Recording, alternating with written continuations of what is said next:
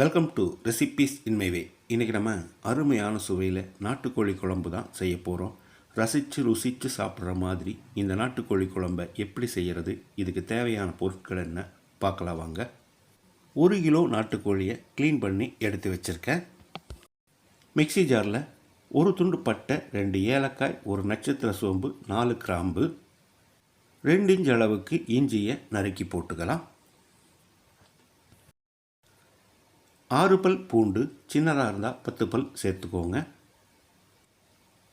150 gram சின்ன வெங்காயம், தண்ணி சேர்க்காமல் பேஸ்ட்டாக அரைச்சி எடுத்து வச்சுருக்கேன். குக்கரில் நம்ம கழுவி வச்சுருந்த நாட்டுக்கோழியை போட்டுடலாம். 1 டீஸ்பூன் மஞ்சள் தூள், 2 டீஸ்பூன் கல்லுப்பு, நம்ம அரைச்ச பேஸ்ட்டையும் உள்ளே ஊற்றி கலந்து விட்டுடலாம்.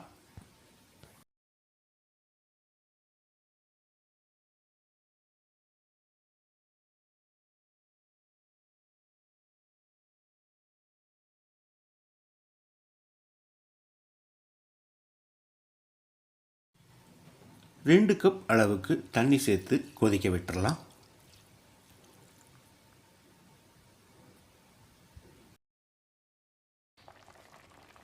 இந்த மாதிரி கொதித்து வந்த பிறகு குக்கரை மூடி விசில் போட்டுக்கலாம். குறைஞ்ச தீயில் 3 விசில் விட்டால் நாட்டுக்கோழி நல்லாவே வெந்துடும்.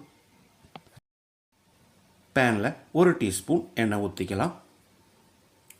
6 வரமிளகாய், 1 டேபிள் ஸ்பூன் மிளகு, 3 டேபிள் ஸ்பூன் மல்லி,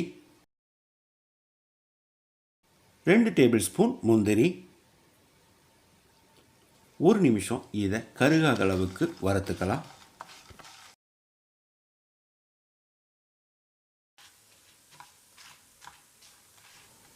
இப்போ இதோட 2 டீஸ்பூன் சீரகத்தையும் சேர்த்து ஒரு 10 செகண்ட் பிரட்டி விட்டுடலாம்.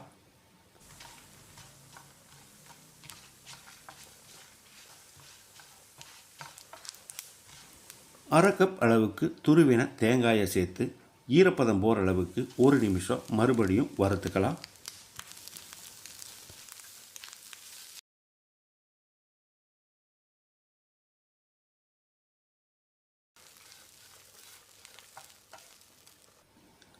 ஒரு நிமிஷம் வறுத்த பிறகு இதை ஒரு பிளேட்டில் கொட்டி நல்லா ஆறின பிறகு ஒரு அரை கப் அளவு தண்ணி சேர்த்து பேஸ்ட்டாக அரைச்சி எடுத்து வச்சுருக்கேன்.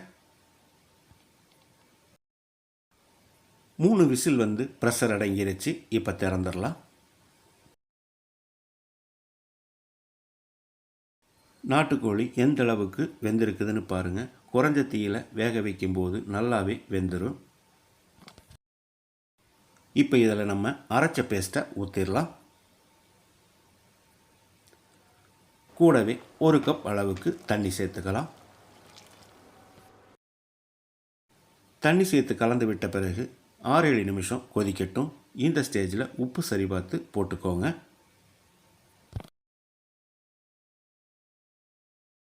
குழம்பு நல்லா கொதித்து வந்துருச்சு. ஸ்டவ்வில் தீயை குறைச்சி வச்சுட்டு இதுக்கு ஒரு தாளிப்பு கொடுத்துடலாம். தாளிப்பு கரண்டியில் 2 டேபிள் ஸ்பூன் எண்ணெய் ஊற்றிக்கலாம். 1 டீஸ்பூன் கடுகு, 1 கைப்பிடி அளவுக்கு சின்ன வெங்காயத்தை 1-2 நறுக்கி வச்சுருக்கேன். இதை போட்டுடலாம். 2-3 கொத்து கறிவேப்பிலை. வெங்காயத்தை கண்ணாடி பதத்துக்கு வதக்கிடலாம். வெங்காயம் நல்லா வதங்கிருச்சு. மீடியம் சைஸில் 2 தக்காளியை நறுக்கி வச்சுருக்கேன். இதை போட்டு மசிகிற அளவுக்கு வதக்கிடலாம்.